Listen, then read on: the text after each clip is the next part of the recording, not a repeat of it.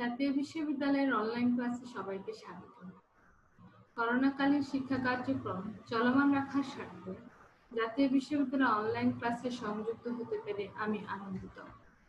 সবাইকে স্বাস্থ্যবিধি মেনে চলার আহ্বান জানাচ্ছি। আজকে আমরা দেখব কেন্দ্রীয় ব্যাংক কিভাবে ঋণ নিয়ন্ত্রণ করে এবং ফিশার্স এর কোয়ান্টিটি থিওরি অফ মানি সম্পর্কে আলোচনা করব। Credit control by central bank, কেন্দ্রীয় ব্যাংকের ঋণ নিয়ন্ত্রণ। আমরা এর আগে দেখেছি বাণিজ্যিক ব্যাংক সমূহ ঋণ সৃষ্টি করতে পারে, আর কেন্দ্রীয় ব্যাংক এই ঋণকে নিয়ন্ত্রণ করতে পারে। কেন্দ্রীয় ব্যাংক অর্থের যোগান যেমন নিয়ন্ত্রণ করে, যে সকল হাতিয়ার ব্যবহার করে অর্থের যোগানকে নিয়ন্ত্রণ করে থাকে, ঠিক সেই সকল হাতিয়ার ব্যবহার করে কেন্দ্রীয় ব্যাংক ঋণকেও নিয়ন্ত্রণ করতে পারে। অর্থাৎ কেন্দ্রীয় ব্যাংকও ঋণ নিয়ন্ত্রণের জন্য তিনটি হাতিয়ার ব্যবহার করে থাকে। একটা হচ্ছে দ্য রেকর্ড রিজার্ভ রেশিও, দুই হচ্ছে দ্য ডিসকাউন্ট রেট বা বাট্রা হার, তিন হচ্ছে খোলাবাজার কার্যক্রম। এই তিনটি উপাদানের পরিবর্তনের মাধ্যমে অর্থাৎ হ্রাস বৃদ্ধির মাধ্যমে কেন্দ্রীয় ব্যাংক অর্থের যোগানকে নিয়ন্ত্রণ, কেন্দ্রীয় ব্যাংক বাণিজ্যিক ব্যাংক দ্বারা সৃষ্ট ঋণকে নিয়ন্ত্রণ করতে পারে। চলুন দেখা যাক কিভাবে তিনটি উপাদান দ্বারা কেন্দ্রীয় ব্যাংক ঋণকে নিয়ন্ত্রণ করে। প্রথমে দ্য রেকর্ড রিজার্ভ রেশিও, অর্থাৎ রেকর্ড রিজার্ভ রেশিও বা প্রয়োজনীয় আয় অনুপাত, রিজার্ভ অনুপাত।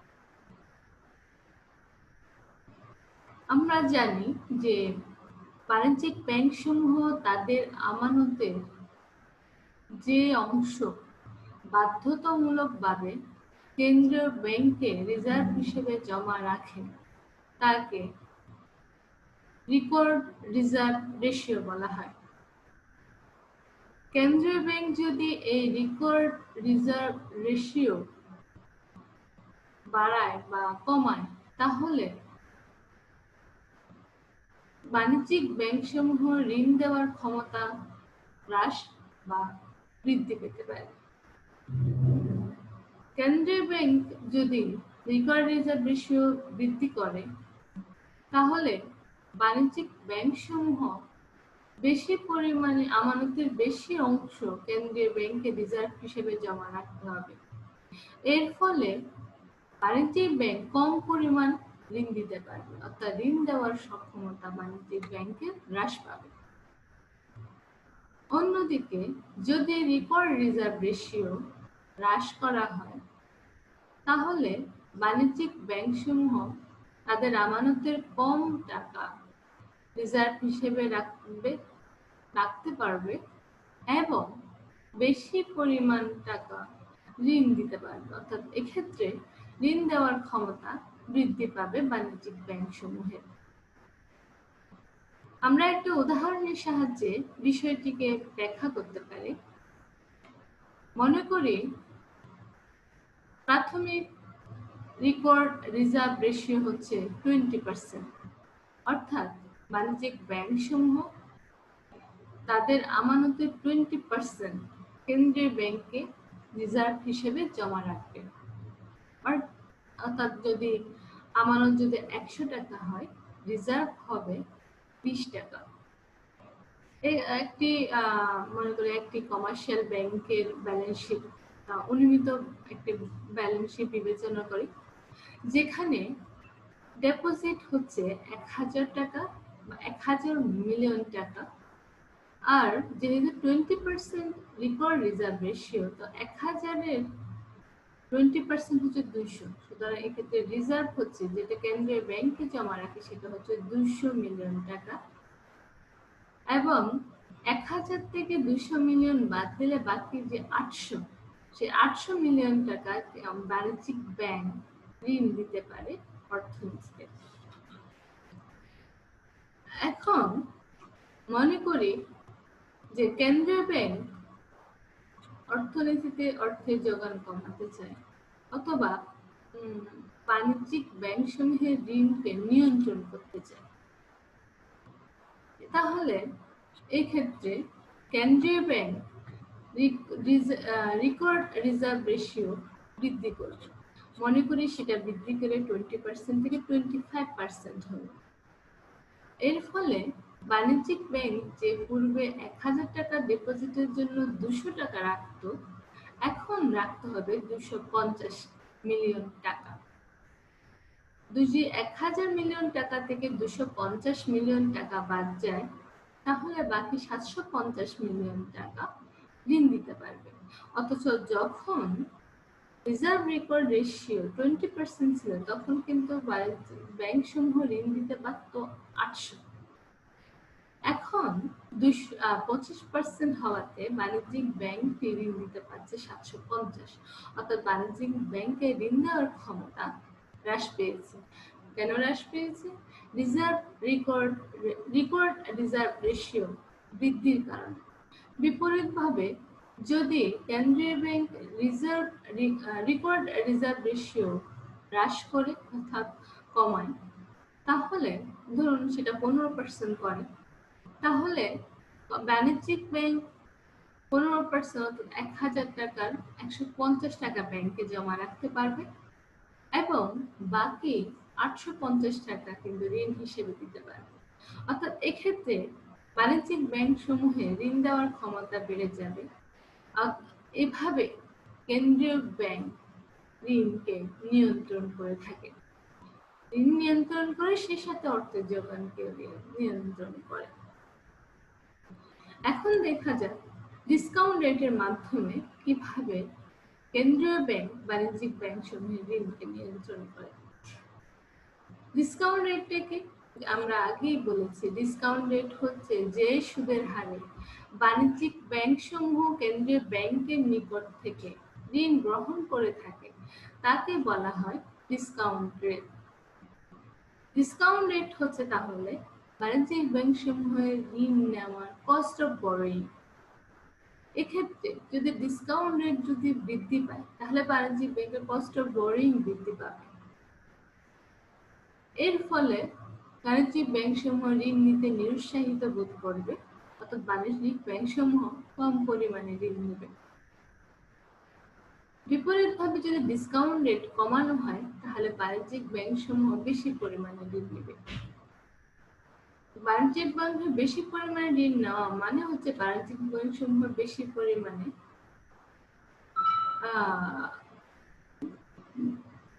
ঋণ দিতে পারবে, ঋণ দেওয়ার ক্ষমতাও বৃদ্ধি পাবে।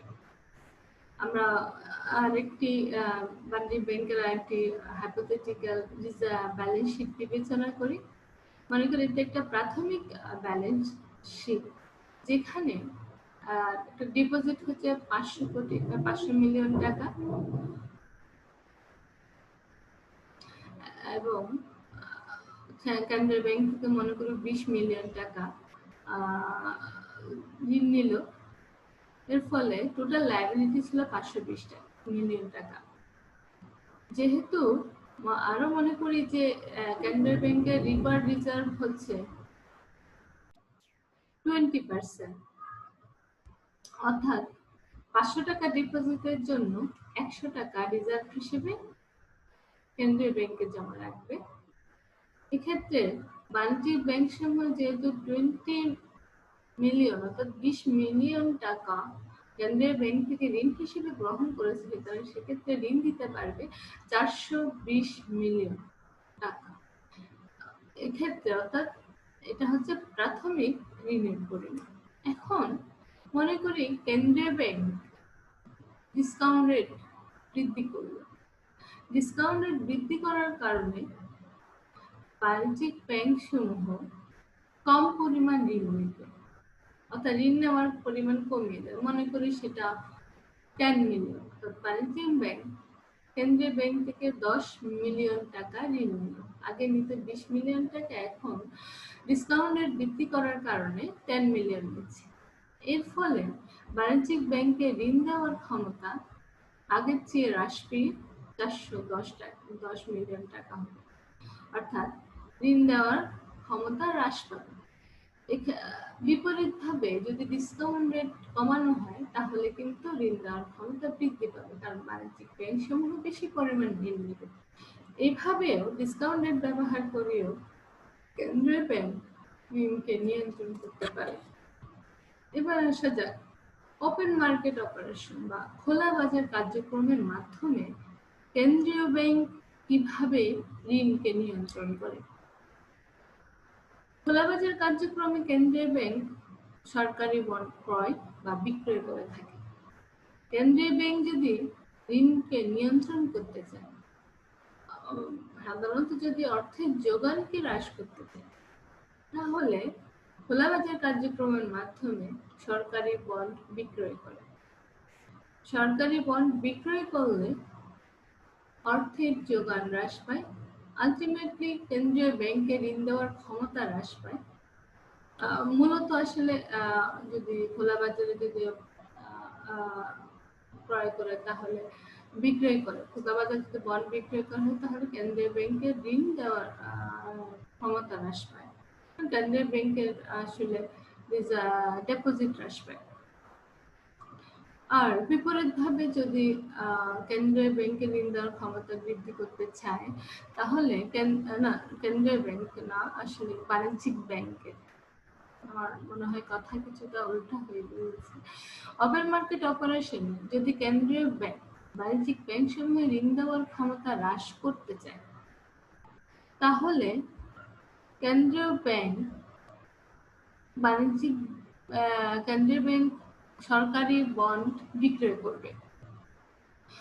অন্যদিকে যদি ক্রেডিট ঋণকে বাড়াতে চায়, ঋণের প্রবাহ বৃদ্ধি করতে চায়, তাহলে খোলা বাজার কার্যক্রমের মাধ্যমে কেন্দ্রীয় ব্যাংক সরকারি বন্ড ক্রয় করবে। মনে করি কেন্দ্রীয় ব্যাংকের প্রাথমিক রিজার্ভ রেশিও হচ্ছে 20% এবং মানি মাল্টিপ্লায়ার হচ্ছে 5। এখানে মানি মাল্টিপ্লায়ারটা হচ্ছে, আমরা আগে দেখেছি যদি রিজার্ভ 1 একক বৃদ্ধি পায়, 1 টাকা রিজার্ভ বৃদ্ধি পেলে এখানে ডিপোজিট বাড়বে 5 টাকা। আর এখন মনে করি যে প্রাথমিক কমার্শিয়াল ব্যাংকের একটা প্রাথমিক ব্যালেন্স শিট হচ্ছে এইটা, যেখানে ডিপোজিট হচ্ছে 100, রিজার্ভ 20, লোন দিতে পারে 80 মিলিয়ন টাকা। এখন মনে করি কেন্দ্রীয় ব্যাংক 5 মিলিয়ন টাকার সরকারি বন্ড মিস্টার এক্স এর কাছে বিক্রয় করছে। মিস্টার এক্স এই সরকারি বন্ডের জন্য 1 মিলিয়ন টাকার একটা চেক কেন্দ্রীয় ব্যাংকে দিল। কেন্দ্রীয় ব্যাংক ওই মিস্টার এক্স এর যে অ্যাকাউন্ট, বাণিজ্যিক ব্যাংকে মিস্টার এক্স এর যে অ্যাকাউন্ট আছে সেই অ্যাকাউন্টের রিজার্ভ থেকে 5 মিলিয়ন টাকা কেটে নেবে। এই 5 মিলিয়ন টাকার রিজার্ভ গুণন প্রক্রিয়ায়, যেহেতু আমি বলেছি যে ধরে নিয়েছি আমরা মানি মাল্টিপ্লায়ার অর্থাৎ অর্থ গুণক হচ্ছে 5, সেহেতু এই 5 মিলিয়ন রিজার্ভ গুণন প্রক্রিয়ায় 5 গুণ 5 25 মিলিয়ন টাকা ডিপোজিট কমাবে। অর্থাৎ তাহলে আমরা নতুন একটা ব্যালেন্স শিট পাবো। সে ব্যালেন্স শিটটা হচ্ছে, যেহেতু কেন্দ্রীয় ব্যাংকের রিজার্ভ 5, তাহলে 25 মিলিয়ন টাকা যদি ডিপোজিট কমায় তাহলে এখানে কেন্দ্রীয় ব্যাংকের ডিপোজিটের, বাণিজ্যিক ব্যাংকের ডিপোজিটের পরিমাণ হয়ে যাবে 75 মিলিয়ন টাকা। এই 75 মিলিয়ন টাকা থেকে 20% হারে 15 টাকা, 25 মিলিয়ন টাকা যে 15 মিলিয়ন টাকা রিজার্ভ হিসেবে থাকবে, আর বাকি 60 মিলিয়ন টাকা ঋণ দিতে পারবে। এখানে আগে যে কেন্দ্রীয় ব্যাংকের সরকারি সিকিউরিটিজ বিক্রয়ের আগে বাণিজ্যিক ব্যাংক কিন্তু ঋণ দিতে পারত, আমরা এটা দেখি যে 80 মিলিয়ন টাকা। আবার এই যে সিকিউরিটি বিক্রয়ের ফলে এখন ঋণ দিতে পারে 60 মিলিয়ন টাকা। অর্থাৎ এক্ষেত্রে বাণিজ্যিক ব্যাংকে ঋণ দেওয়ার ক্ষমতা হ্রাস পেয়েছে। এইভাবে কেন্দ্রীয় ব্যাংক রিকোয়ার্ড রিজার্ভ রেশিও, বাট্টার হার এবং খোলা বাজার কার্যক্রমের মাধ্যমে অর্থের যোগান বাণিজ্যিক ব্যাংকের ঋণকে নিয়ন্ত্রণ করে থাকে। এখন আসা যাক দ্য ভেলোসিটি অফ মানি কে, বা যাকে বলা হয় অর্থের প্রচলন গতি। অর্থের প্রচলনের গতি হচ্ছে এক টাকা একটি নির্দিষ্ট বছরে, সাধারণত এক বছরে যতবার হাত বদল হয় তাকে বোঝায়। অর্থাৎ এক বছরে এক টাকা যতবার হাত বদল হয় তাকে অর্থ প্রচলন গতি বলা হয়। অর্থের প্রচলন গতি বের করার জন্য নমিনাল জিডিপি কে অর্থের স্টক বা অর্থের যোগান দ্বারা ভাগ করা হয়। যদি নমিনাল জিডিপি ধরুন 10 মিলিয়ন টাকা হয় এবং অর্থের মজুদ যদি 5 মিলিয়ন হয়, তাহলে ভেলোসিটি অফ মানি হবে 10 ডিভাইডেড বাই 5 ইকুয়াল 2, অর্থাৎ 2 বার হাত বদল হয়। এবার আসা যাক ফিশার্স কোয়ান্টিটি থিওরি অফ মানি। এখানে আসলে আমি একটা জিনিস বলে রাখি, আমরা সিলেবাস হয়তো অনেক টপিক আমাদের না পড়ে যেতে হচ্ছে, বা আমরা সব টপিক ডিটেলস হয়তো পড়াতে পারছি না। আমাদের একটা টাইম লিমিটেশন আছে, আমাদের হয়তো কতটা লেকচার নেবে সেটারও একটা লিমিটেশন আছে। এ কারণে আমাদের আসলে এখান থেকে সিলেবাস থেকে নির্বাচন করতে হয় কোন কোন টপিকগুলো আমরা একটু ধরে নিয়ে মানে পড়িয়ে যাব।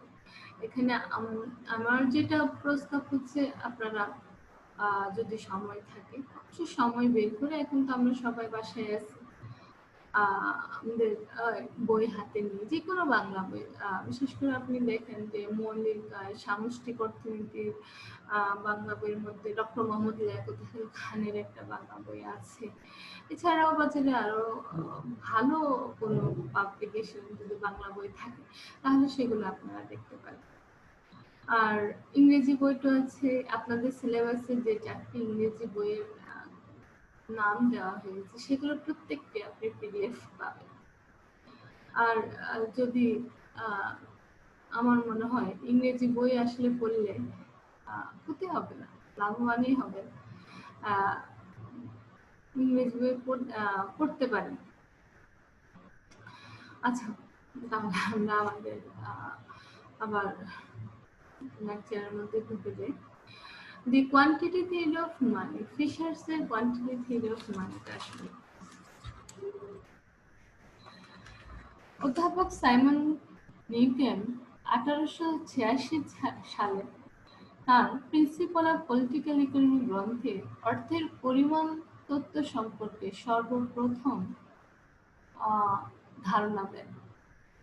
পরবর্তীতে তার একটা পরিমার্জিত রূপ ফিশার আমেরিকান অর্থনীতিবিদ এরভিন ফিশার 1911 সালে তার পারচেজিং পাওয়ার অফ মানি গ্রন্থে অর্থের পরিমাণ এবং দামি স্তরের মধ্যে সম্পর্ক নির্ণয়ের একটি সমীকরণ ব্যাখ্যা করেন, যা ফিশারের বিনিময় সমীকরণ নামে পরিচিত।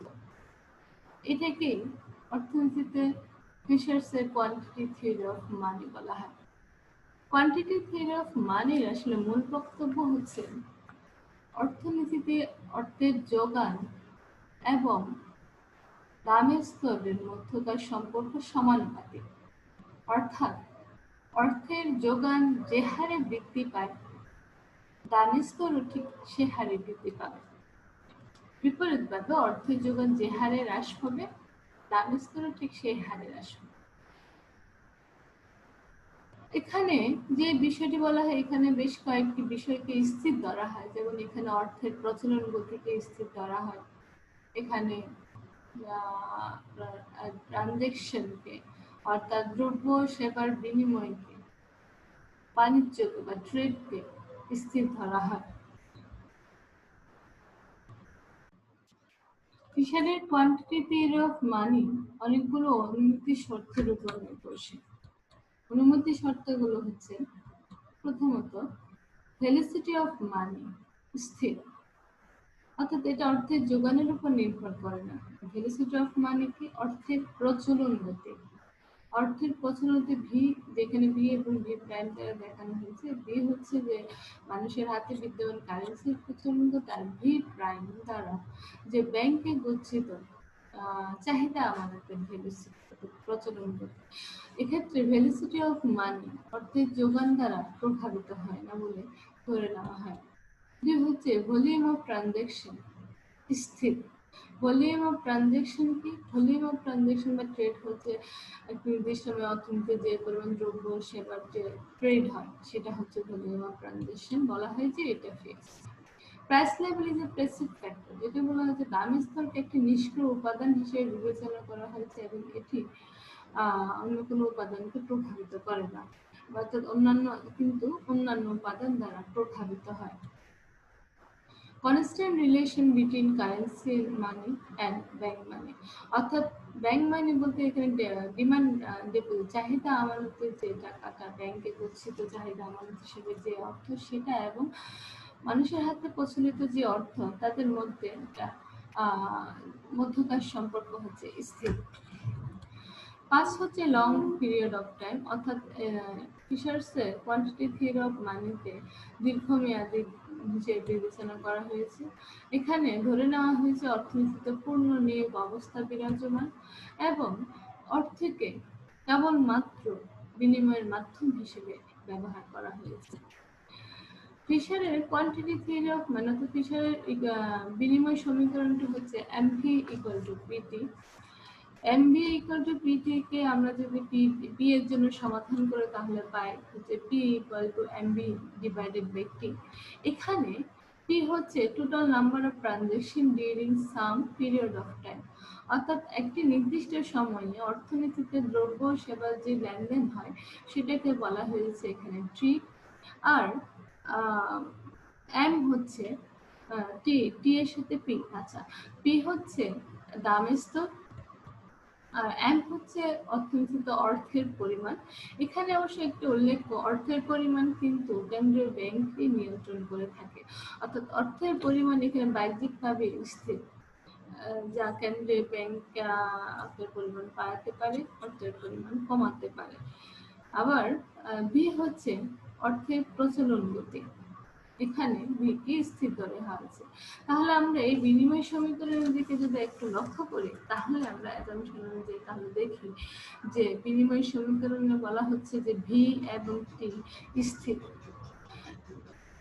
বি এবং টি স্থির, আবার এম কেন্দ্রীয় ব্যাংক দ্বারা নিয়ন্ত্রিত, তো কেন্দ্রীয় বাড়াতে পারে কমাতে পারে, এবং পি হচ্ছে এখানে পরিবর্তনশীল চলক। সুতরাং এখানে পি তাহলে কিসের উপর নির্ভর করে? পি এম এর উপর নির্ভর করে, ভি এর উপর নির্ভর করে, অর্থাৎ অর্থের পরিমাণের উপর নির্ভর করে, অর্থের প্রচলন গতির উপর নির্ভর করে এবং অর্থের লেনদেনের উপর নির্ভর করে। এইটি আসলে তাহলে নির্ভর করে দাম স্তর এখানে নির্ভর করছে অর্থের পরিমাণ, অর্থের প্রচলন গতি এবং লেনদেনের উপর।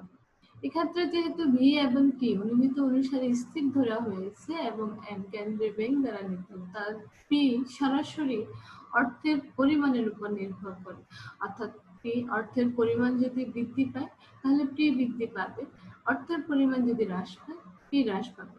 ফিশার দেখিয়েছেন অর্থের পরিমাণ যে হারে বৃদ্ধি পায় দামের স্তরে ঠিক সে হারে বৃদ্ধি পায়, অর্থাৎ অর্থের পরিমাণ যে হারে হ্রাস পায় দামের স্তরে ঠিক সে হারে হ্রাস পায়। ফিশারের এই যে বিনিময় সমীকরণটি সেটাকে একটা আইডেন্টিটি বলা বা অভেদ বলা হয়, এটা অর্থাৎ উভয় পক্ষের সমতা অর্জিত হবে। এক্ষেত্রে এমবি ডান পক্ষের কোনো উপাদানের যদি পরিবর্তন হয় তাহলে বাম পক্ষের অন্য উপাদানের অটোমেটিক পরিবর্তনের মাধ্যমে দুটির মধ্যে সমতা অর্জিত হয়। এখানে বলা হয়েছে যদি কেউ যদি কিছু লেনদেনের বিনিময়ে কোনো দ্রব্য সেবা ক্রয়ের বিনিময়ে যদি অর্থ ব্যয় করে, সেটা আবার অন্য ব্যক্তি যে বিক্রি করেছে এটাকে রিসিভ করে, অর্থাৎ আলটিমেটলি এই ইকুয়েশনের দুটি অংশ, অর্থাৎ দুটি এই সমীকরণের দুটি পরস্পর সমান, এক্ষেত্রে সমতা অর্জিত হয়। এখানে এই যে বিনিময় সমীকরণটাকে একটা থিওরি না বলে একটা ট্রুইজম বা শুধু সিদ্ধ বলা হয়ে থাকে। ইরভিং ফিশার এই যে ইকুয়েশন অফ এক্সচেঞ্জ অর্থাৎ বিনিময় সমীকরণটি অর্থের যোগান এবং দামের স্তরের মধ্যে একটা গাণিতিক সম্পর্ক স্থাপনের জন্য ব্যবহার করেছে। ফিশার উপসংহার অর্থাৎ ফিশার দেখিয়েছেন যে অর্থনীতিতে যদি অর্থের পরিমাণ বৃদ্ধি পায় অর্থাৎ এখানে ভেলেছিল অর্থের প্রচলন গতি, অর্থের লেনদেনের পরিমাণ অর্থাৎ লেনদেনের দ্রব্য সেবার যে ট্রেড বাণিজ্য বা লেনদেনের পরিমাণ স্থির থাকা অবস্থায় অর্থের পরিমাণ যে হারে বৃদ্ধি পায় দাম স্তর ঠিক সেই হারে বৃদ্ধি পায়। অর্থাৎ অর্থের পরিমাণ এবং দাম স্তরের মধ্যকার সম্পর্ক হচ্ছে সরাসরি বা সমানুপাতিক। ফিশারের অর্থের পরিমাণ তত্ত্বটি পরবর্তীতে যে ব্যাংকের যে ডিমান্ড ডিপোজিট চাহিদা আমানত এবং এই চাহিদা আমানতের প্রচলন গতি সংযুক্ত করে বর্ধিত করা হয়, যেটা হচ্ছে MV plus M prime V prime equal VT. এখানে এম প্রাইম ভি প্রাইম হচ্ছে যে এম প্রাইম হচ্ছে চাহিদা আমানতের পরিমাণ আর ভি প্রাইম হচ্ছে চাহিদা আমানতের ব্যাংকে গচ্ছিত যে চাহিদা আমানতের সেটা প্রচলন গতি। এখানে এই দুটা হচ্ছে সমান পিটি অর্থাৎ তাহলে পি এর জন্য এই সমীকরণটাকে যদি আমি সমাধান করি তাহলে আমরা M V plus M prime V prime divide by T অর্থাৎ এক্ষেত্রে দাম স্তরটা তাহলে নির্ভর করছে এম প্রচলিত যে অর্থ আছে সেটার উপর, তার অর্থের প্রচলন গতির উপর, চাহিদা আমানত হিসেবে ব্যাংকে গচ্ছিত যে অর্থ আছে সেটার পরিমাণের উপর এবং ওই চাহিদা আমানতের প্রচলন গতির উপর, সেই সাথে ট্রেড উপর অর্থাৎ লেনদেনের উপর। আমরা একটি উদাহরণের সাহায্যে অর্থের প্রচলন গতিটাকে ব্যাখ্যা করতে পারি। আমরা বলেছি অর্থের প্রচলন গতি অর্থাৎ অর্থের পরিমাণ তত্ত্ব, ফিশারের অর্থের পরিমাণ তত্ত্ব অনুসারে যদি অর্থের যোগান যে হারে বাড়ে প্রাইসও সে হারে, দাম স্তরও সে ঠিক সে হারে বৃদ্ধি পায়। অর্থাৎ অর্থের যোগান যদি দ্বিগুণ হয় দাম স্তরও দ্বিগুণ হবে। মনে করি প্রাথমিকভাবে অর্থের এম মান হচ্ছে 1000 মিলিয়ন টাকা, এম প্রাইম হচ্ছে 500 মিলিয়ন টাকা, এম এর যে ভ্যালু অর্থের প্রচলন গতি হচ্ছে 3 এবং চাহিদা আমাদের প্রচলন গতি হচ্ছে 2। অর্থনীতিতে যে ট্রানজেকশনটা লেনদেন হচ্ছে টি ইকুয়াল টু 4000। তাহলে দাম স্তর হবে এখানে 1000 গুণ 100 প্লাস 500 গুণ 2 ডিভাইড বাই 4000, এখানে 4000 বাই 4000 সমান 1, অর্থাৎ এখানে প্রাথমিক দাম স্তর হচ্ছে 1। এখন মনে করি যে এম এবং এম প্রাইমকে বৃদ্ধি করে দ্বিগুণ করা হয়, অর্থাৎ এম এর মান 1000 থেকে বৃদ্ধি করে 2000 এবং এম প্রাইম এর মান 500 টাকা বৃদ্ধি করে 1000 করা হয়। যেহেতু অ্যাজাম্পশন অনুযায়ী ভি প্রাইম এবং টি অনুমিতি অনুসারে স্থির, তাহলে এক্ষেত্রে দাম স্তর হবে P equal to M V P prime, অর্থাৎ এখানে এম এর মান 2000 ইন্টু 3, যেহেতু ভ্যালিসিটি অফ মান অর্থের প্রচলন গতি কিন্তু স্থির, আর 1000 গুণ 2 সমান 6000 যোগ 2000 সমান 8000 ডিভাইড বাই 4000 সমান সমান 2, অর্থাৎ এখানে অর্থের পরিমাণ ডাবল করা হয়েছে বৃদ্ধি করে, দাম স্তর বৃদ্ধি পেয়ে দ্বিগুণ হয়ে গেছে। সুতরাং অর্থের পরিমাণ এবং দাম স্তরের মধ্যে সম্পর্ক হচ্ছে সমানুপাতিক। অর্থের পরিমাণ যে হারে বৃদ্ধি পায় দাম স্তর ঠিক সেই হারে বৃদ্ধি পায়, অর্থাৎ কেন্দ্রীয় ব্যাংক অর্থের যোগানকে নিয়ন্ত্রণ করে থাকতে পারে।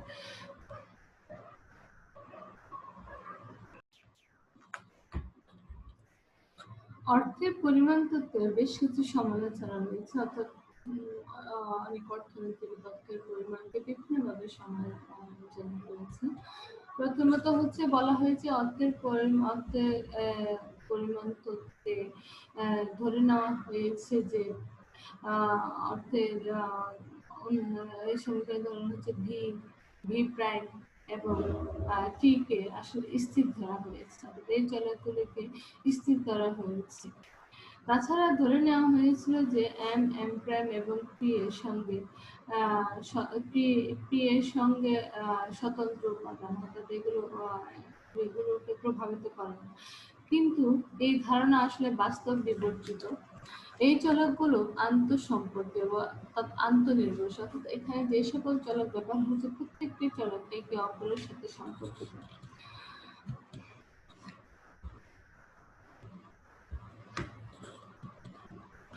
এখানে দেখা যায় যে এম ভি কে অর্থাৎ অর্থের যোগান, অর্থের প্রচলন গতিকে প্রভাবিত করতে পারে। যদি অর্থনীতিতে অর্থের যোগান বৃদ্ধি পায় তাহলে দামের স্তর বৃদ্ধি পাবে, আর দামের স্তর যদি ভবিষ্যতে দামের স্তর আরো বৃদ্ধি পাবে, এই আশঙ্কা থেকে মানুষ কিন্তু বর্তমানে দ্রব্য সেবার ক্রয় বাড়িয়ে দিবে। দ্রব্য সেবার ক্রয় বাড়িয়ে দিলে অর্থের বেশি অর্থের হাত বদলও বেশি হবে, ফলে সেটা অর্থের প্রচলন গতিকে বৃদ্ধি করবে। সুতরাং এখানে অর্থের যোগান অর্থের প্রচলন গতি বৃদ্ধি করে। আবার দামের স্তরও ট্রেড বা লেনদেনকে বাড়িয়ে দেয়, দ্রব্য সেবার লেনদেন বৃদ্ধি করে। যেমন বাস্তবে যদি অর্থনীতিতে অর্থের দাম বৃদ্ধি পায় তাহলে উৎপাদনকারীরা উৎপাদন উৎসাহিত হবে এবং উৎপাদিত দ্রব্য সেবার পরিমাণ বেড়ে যাবে। দ্রব্য সেবার পরিমাণ অর্থনীতিতে লেনদেনও বৃদ্ধি পাবে, ফলে টি বৃদ্ধি পাবে। সুতরাং এখানে দামের স্তর টি কে প্রভাবিত করতে পারে। আবার দামের স্তর অর্থের যোগানকেও প্রভাবিত করতে পারে। কিন্তু দামের স্তরে যদি পরিবর্তন আসলে অর্থনীতিতে অনেক সময় দামের স্তর কিন্তু স্বাধীনভাবে পরিবর্তিত হতে পারে, স্বাধীনভাবে বৃদ্ধি করতে পারে বা হ্রাস পেতে পারে। এর ফলে অর্থনীতিতে এই বৃদ্ধি বা হ্রাসকে নিয়ন্ত্রণ করার জন্য কেন্দ্রীয় ব্যাংক অর্থের যোগানকে হ্রাস বা বৃদ্ধি করতে পারে, অর্থাৎ এখানে দামের স্তর অর্থের যোগানকে প্রভাবিত করতে পারে। টি যদি ট্রেড আবার ভেলোসিটি অফ মানি, অর্থের পরিমাণ অর্থের প্রচলন গতিকে কিন্তু প্রভাবিত করতে পারে। যদি অর্থনীতিতে ট্রেড অর্থাৎ দ্রব্য সেবার লেনদেন যদি বেড়ে যায় তাহলে সেটা লেনদেন বৃদ্ধি পেলে কিন্তু অর্থ বেশিরভাগ হাত বদল হবে, এবং অর্থ হাত বদল হলে ভেলোসিটি মানি বৃদ্ধি পাবে, অর্থাৎ অর্থের প্রচলন গতি বৃদ্ধি পাবে। অর্থাৎ এক্ষেত্রে ট্রেড টি অর্থের প্রচলন গতিকে ভি কে প্রভাবিত করে। আবার টি অর্থের যোগানকেও প্রভাবিত করতে পারে।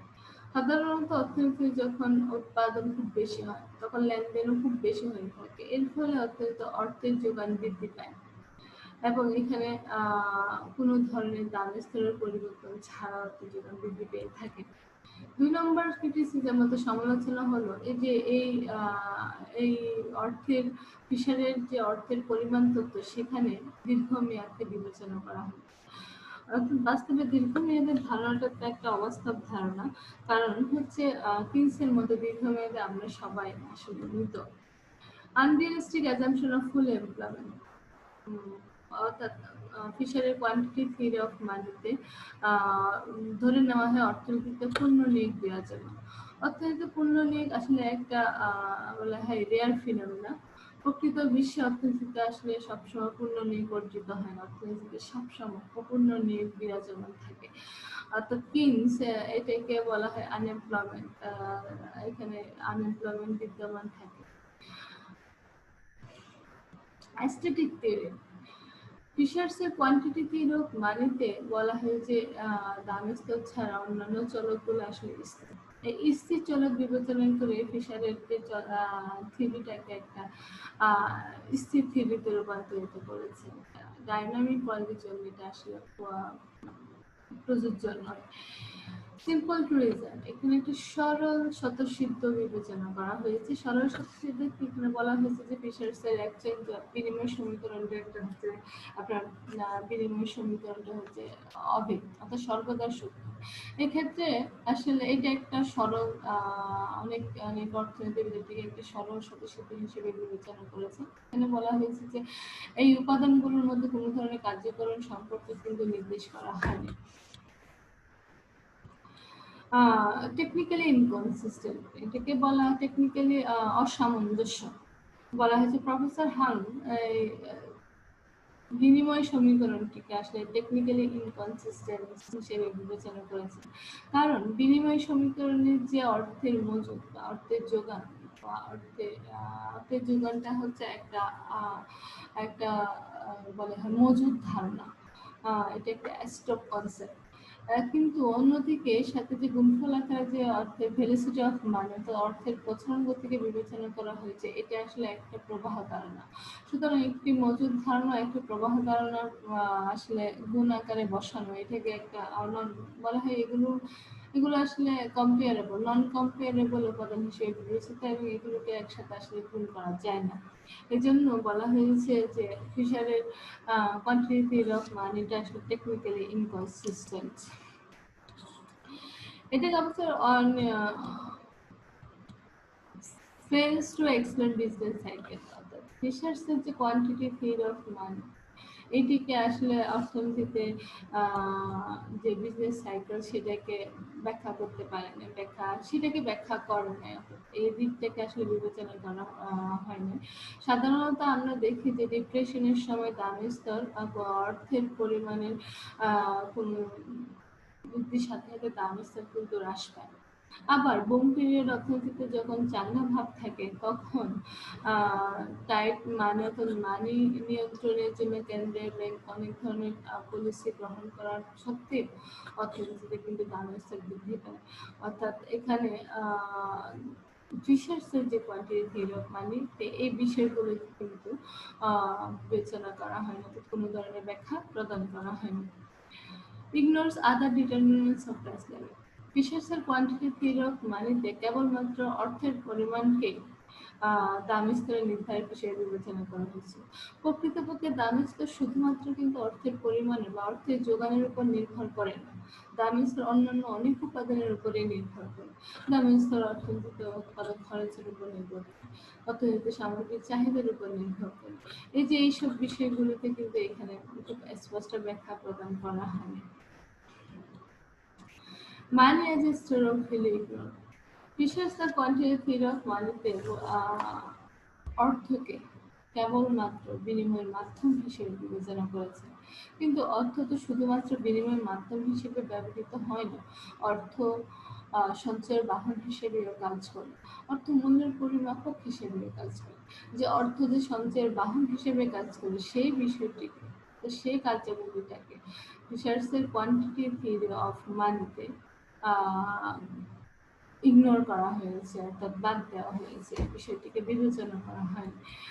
এটা হচ্ছে ভ্যালিসিটি অফ মানি সম্পর্কে কোনো ধরনের সুস্পষ্ট ব্যাখ্যা বা বিস্তারিত আলোচনা করা হয়নি।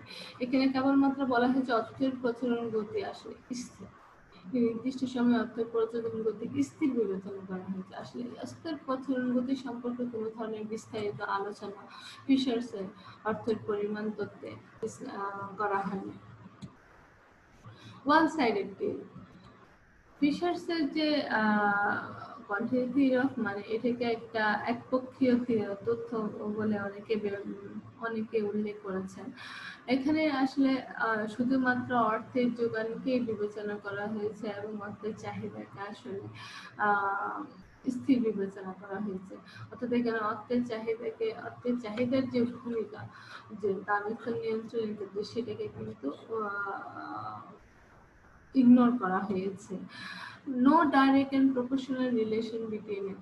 ফিশার্সের কোয়ান্টিটেটিভ থিওরি অফ মানিতে অর্থের পরিমাণ এবং দাম স্তরের মধ্যে বলা হয়েছে একটা সরাসরি সম্পর্ক বিদ্যমান, কিন্তু বাস্তবিকতে দুটির মধ্যে আসলে কোনো সরাসরি সম্পর্ক থাকে না।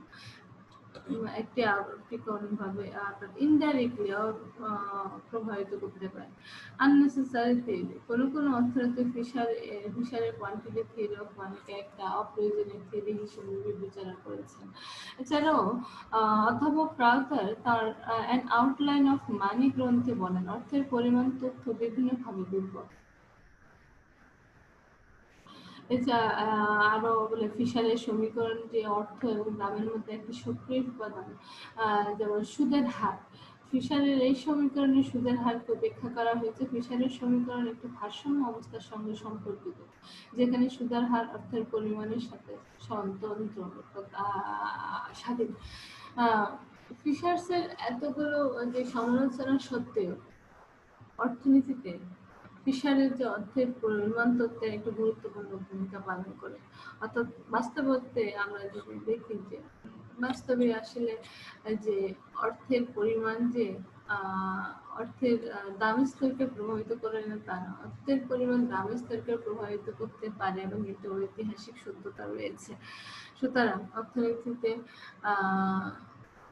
ফিশারের কোয়ান্টিটি থিওরি অফ মানি সমালোচনা থাকলে এটি গুরুত্বপূর্ণ ভূমিকা পালন করে দাম স্তর এবং অর্থের পরিমাণ বিশ্লেষণের ক্ষেত্রে। আজকে লেকচারের মাধ্যমে আমরা আসলে মানি লেকচার কমপ্লিট করেছি। আমি আবারও বলছি, আমরা অনেক কিছু আমাদের সময়ের সীমাবদ্ধতার কারণে আমাদের হয়তো অনেক টপিক বাদ দিতে হয়েছে, আবার অনেক টপিক খুব ডিটেলস পড়ানো উচিত সেটা হয়তো পড়ানো হয়নি। কিন্তু এখানে আমরা চেষ্টা করছি, তারপরও এত সীমাবদ্ধতার মাঝেও চেষ্টা করছি মোটামুটি কিছু কনসেপ্ট, কিছু কন্টেন্টসকে আপনাদের সামনে ব্যাখ্যা করতে। আর আমি আশা করব যদি আপনারা আপনাদের যে বইগুলো আছে আপনাদের সংগ্রহে, যেমন বাজার থেকে আপনারা বাংলা বই সংগ্রহ করতে পারেন এবং বাংলা বইগুলো সংগ্রহ করে আপনারা এই যা পড়ানো হচ্ছে সেগুলো আর একটু বিস্তারিত ভাবে দেখতে পারেন। সবাই ভালো থাকবেন, সুস্থ থাকবেন, নিরাপদে থাকবেন। আল্লাহ হাফেজ।